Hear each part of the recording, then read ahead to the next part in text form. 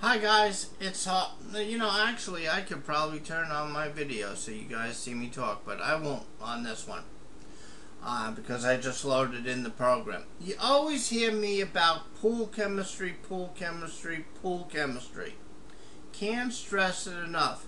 It's very important. Now there's other things besides pH that you need to know about, but I hop on pH because it's really the big thing.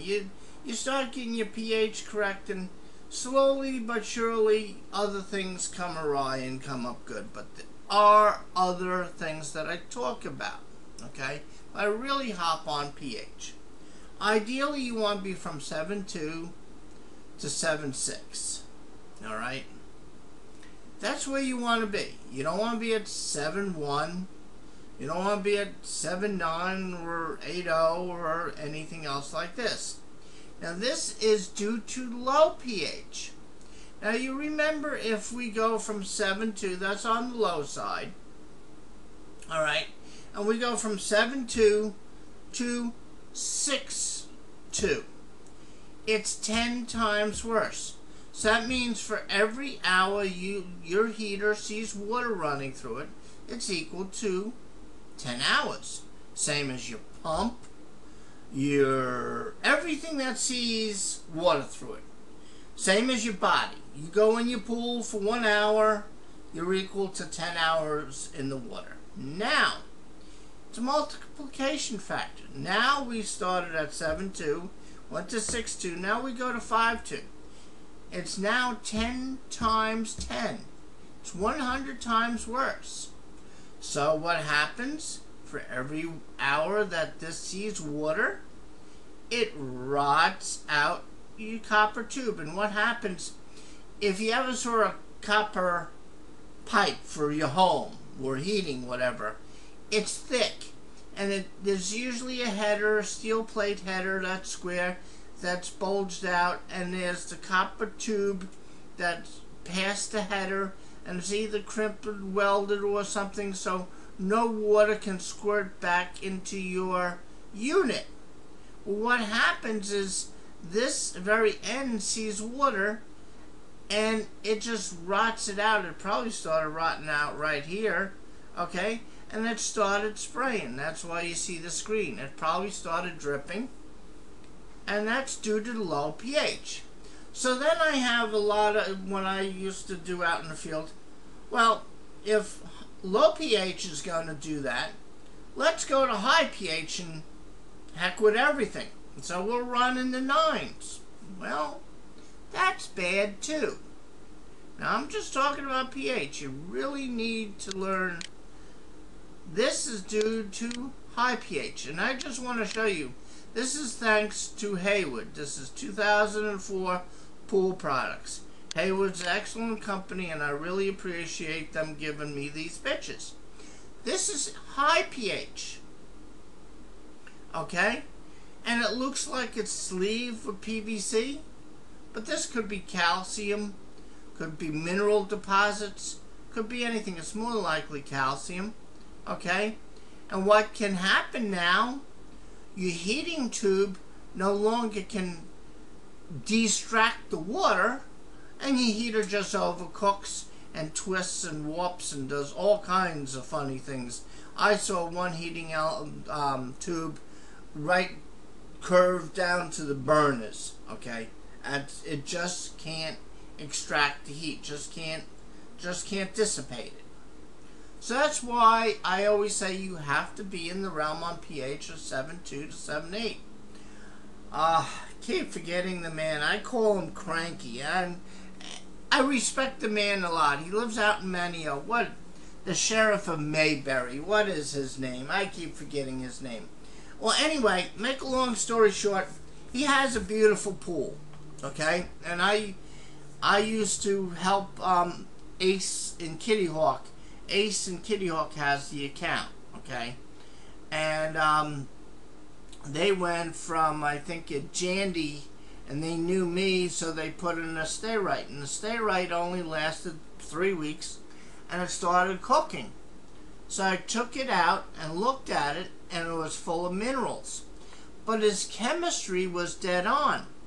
But what we found out is he had well water. He had an old softener system. It really can't take iron. But what was happening, they were throwing in so many chemicals to make the, I call it liquid iron, make it into a solid, was just throwing all kinds of things. And he averaged 300 to 500 gallons a day loss due to evaporation. Because he kept his pool at 90 degrees. 24 hours a day, 90 degrees. This man didn't know when he wanted to go in. And what is the sheriff from Mayberry? I forget his name. I said I call him Cranky. He's a nice man. He really is. I can't think. I'm bad with names. But anyway, you go into his gated place. You have to either get the clicker, or he's got a staff, a woman and a husband team to take care of the land. He must have, I don't know, 50 acres, 40 acres. I know he has a lot of land. And you drive through hills and everything else. It's really beautiful. And end of the driveway, which is about at least a mile long, you go up a hill, and he has a house. Looks like a house. Has his pool in it. And it's covered. And there's a little shack outside that he keeps the heater in outside. Alright, so nice setup, but the man keeps his pool at 90 degrees. He could be away out of town, out on the West Coast, and Andy Griffin, that's his name, Andy Griffin. Alright, used to work on his pool heater.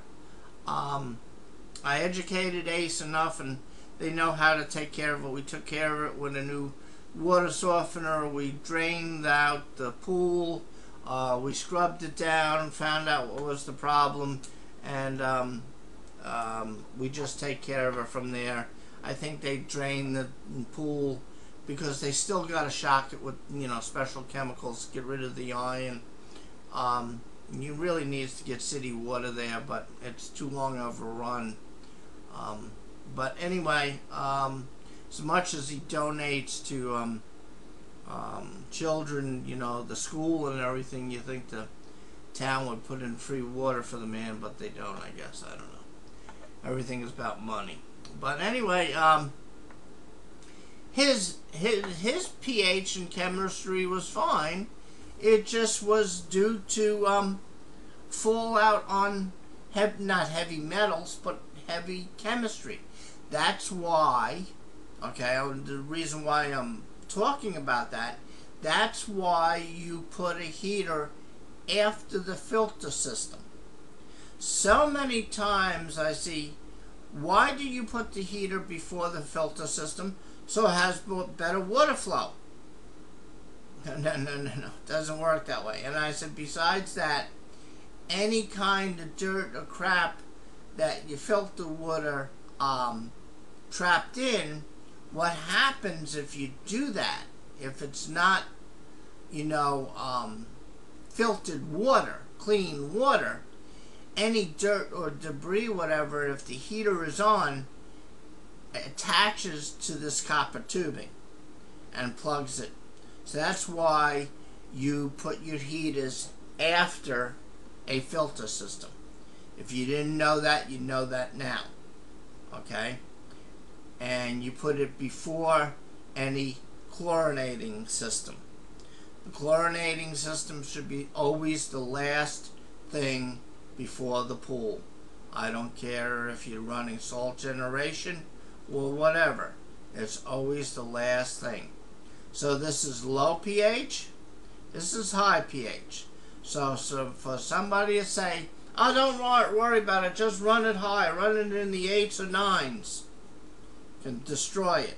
Oh, don't worry about the pH, it's fine. You go low pH, you destroy it. Same thing happens with your pump seals. You move your multi-port filter and you hear that spring crackling and creaking and everything else like that. Well, at one particular time, you didn't have your pool chemistry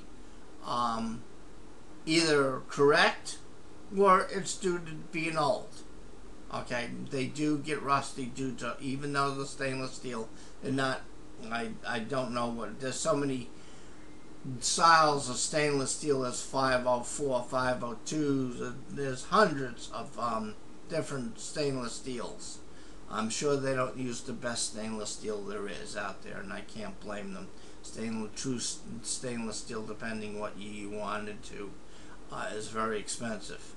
But anyway, that's high pH, low pH, and this is thank you from Haywood, page 87. All right, I don't take anybody's pictures away. This is definitely from Haywood. This is not my picture. And this is probably heaters. If Haywood took it less than a year old, that's how quick it can be. I saw a heater ruined in 3 days. From being brand new to leaking in 3 days. Okay?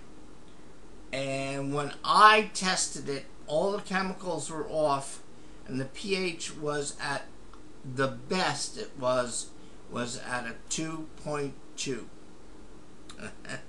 So just go from a 7.2 to a 6.2 10 times, and just keep going 10 times 10, 10 times 10, and you figure out how many hours at a 2.2, how many hours per hour that saw, and you could figure out why in 3 days it ruined a brand new heater.